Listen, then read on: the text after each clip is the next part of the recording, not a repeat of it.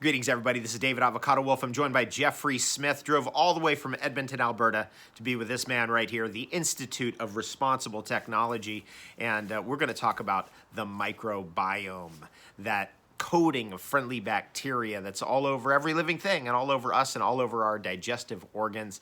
Let's get into it. It's one of the hottest topics in our area of nutrition today. So here's a little flash. If you take a fat mouse or a sick mouse, and you take the microbiome of that mouse and you put it in a healthy mouse, that new mouse will end up fat and sick, and it basically transfers the diseases. Similarly, you take the healthy microbiome and put into a fat or sick mouse, and you can eliminate the diseases and change the shape as well. Wow. Now, there's a lot of research on this, what they call fecal transplants. They literally take feces and they clean it up a bit, and then they put it in pills or they insert. And so how is it possible? Well, the microbiome is involved with, we all know, detoxification, digestion, immunity.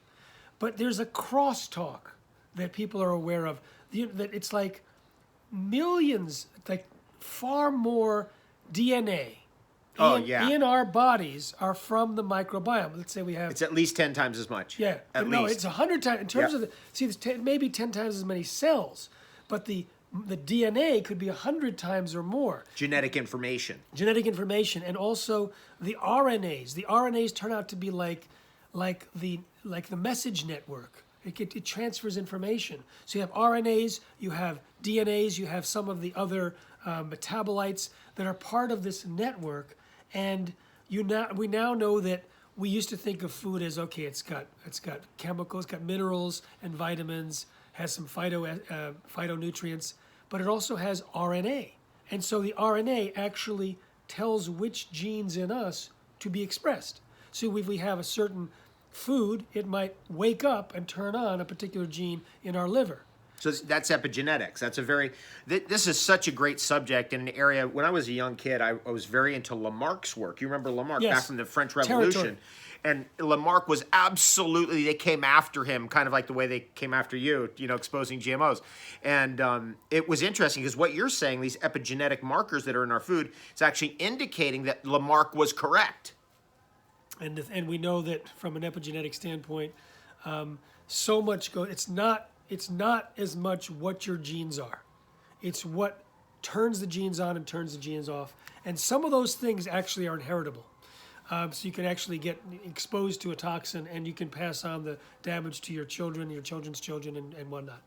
So I got a real dose of the power of the microbiome talking to people for an online conference that I created called Healing from GMOs and Roundup.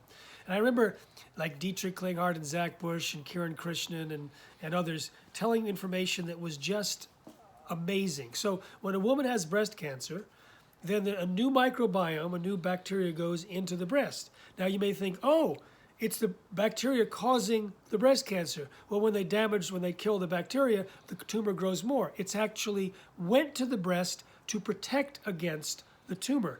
When people have Alzheimer's, there's a fungus. People may think, oh, the fungus causes Alzheimer's, but actually the fungus goes to help. It's when you have the microbiome of the brain, according to Dietrich Klinghardt, that helps the intelligence. And if you eliminate the microbiome from the brain, we get stupider and stupider. Somehow I described it. Well, so let's get into this a little bit because, when I think about the digestive system, I can see that it's coated with friendly bacteria and also unfriendly bacteria. And that's our microbiome. That's how I think about it. And all the epithelial cells all around our skin, all over our body, it's covered with stuff. But you're saying also it's in our body, like it's in our body, it's in our brain, it's in our mouth. And it actually works. I've described it in the interview with Dietrich Klinghardt, and he confirmed it's like little micro Jedi army working on our behalf. Trippy. And he said there's studies on St. John's wort, and some of them show great efficacy and some of them don't. And when you analyze it, you could come to the conclusion that it's not the St. John's wort physical, it's the microbiome on the St. John's wort that has most of the effect.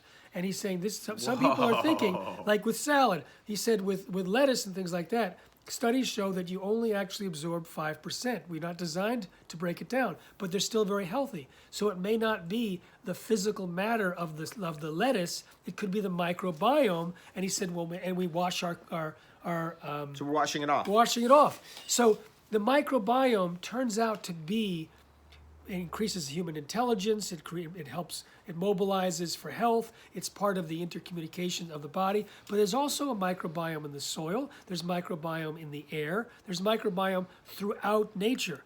Now, enter Roundup. Roundup's chief poison is glyphosate. Glyphosate is a patented antibiotic. An antibiotic means that it kills bacteria. Kills the microbiome. It kills the microbiome, the beneficial microbiome. So the reason how it kills in weeds, if you spray glyphosate on a plant in sterile soil, it will stunt it. It will not kill it. If you spray that same plant in field soil, it will kill it.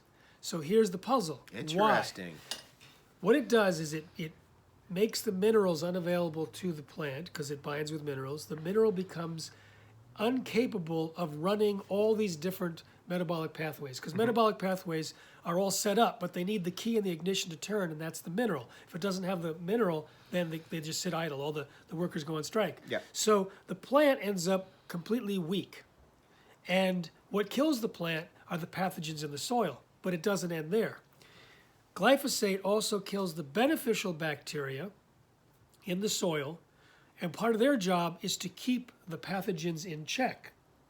So by killing the beneficial bacteria, the pathogens grow. It doesn't end there.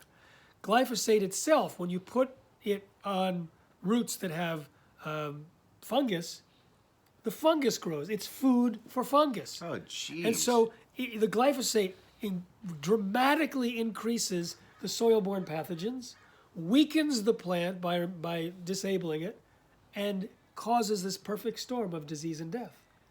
Now, transfer that to us. It kills the beneficial bacteria in us, not the pathogens. Here's an example. In the same Healing from GMOs and Roundup interviews that I did, and that's at healingfromgmos.com. We're gonna put all these links. I want to get a full description of all your links. Okay. Because this man is really a titan of this part of the awareness movement. And we're just trying to create awareness. This is so critical that the more of us that are aware, the better off we all are. So Mike McNeil, who's an agronomist, I interviewed him. He had some time after giving a talk and traveling, and so went to an invitation to a farm from the dairy farmer who was very proud of his dairy, and showed him around. And Mike was looking and taking notes and noticed a couple of sick cows and didn't say anything. And at the end, he said, can I make an observation? And he said, sure. He said, the cow that's not eating much now, it's going to all of a sudden eat a lot, and then it's going to die, and it's going to have these particular characteristics. And the guy went white. He said, why? He says, because you have chronic botulism. And he said, but what happens is glyphosate easily kills bacteria in the gut of animals that suppress Clostridium botulinum. Clostridium botulinum creates botulism toxin, which is one of the most toxic things on the planet. When you look in a petri dish and you put in glyphosate, it kills this particular bacteria, and the Clostridium takes off. So because Roundup Ready crops are the primary foods for animals and livestock, there is a chronic epidemic. There's an epidemic of chronic botulism causing death and disease throughout the livestock. That's so crazy because botulism, when I learned about botulism as a kid, that was like the most dangerous thing ever. Yeah, it's linked to sudden infant death syndrome. It's linked to all sorts of things. Could we, if somebody eats that meat, we'll keep going. Well, Okay. so Okay. we'll I want to hear this out. Yeah.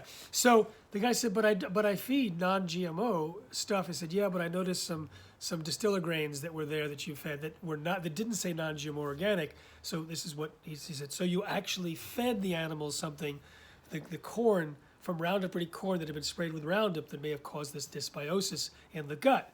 And the guy said, my grandchild is in the hospital and has been like very, very young, and they don't know what's wrong.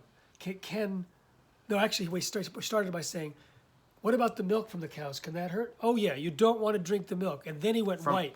from the cows with botulism, and he went white, and he said, my grandchild is in the hospital, and we don't know what's wrong. And he said, and Mike said, you go to that hospital and you tell them to test for Clostridium botulinum and botulism because they won't do it otherwise. And he said, okay, stop talking to me. Go now and do that test. And they did, and they saved the kid's life. Jeez. And we know, it was our assumption that it was the Roundup in the distillers grains that was eaten by the cows that caused the chronic botulism, that changed the milk, that was drank by the grandchild that almost killed the grandchild. And so these are examples of the impact of the microbiome and also the impact of antibiotics, particularly Roundup and its chief poison glyphosate, by promoting the pathogens. So a friend of mine, Kiran Krishnan, took a model of a human gut. They took the fecal matter of a 3-year-old who had never been vaccinated, never had antibiotics. She was from Scandinavia in a rural area, and they grew it in this something called the Scheim model. They fed it food for 3 weeks. Then they put Roundup in, and it was devastating what happened to the microbiome. Absolutely devastating.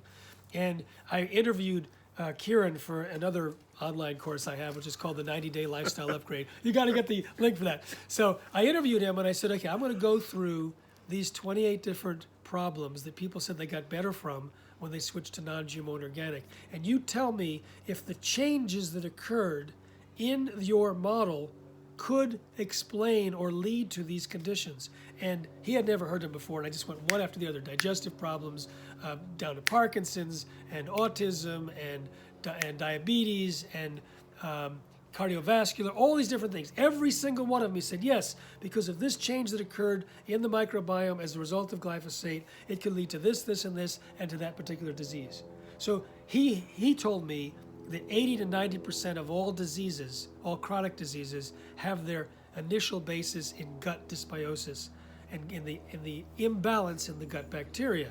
And he also said that Roundup creates a massive imbalance in gut bacteria. Jeez. So we have imbalance we now spraying it, 300 million pounds in the United States, tremendous amount of glyphosates being sprayed. It's found in the air, it's found in the rain, it's all over the place, and it is destroying a kingdom that we actually require for health, intelligence, vitality, and life.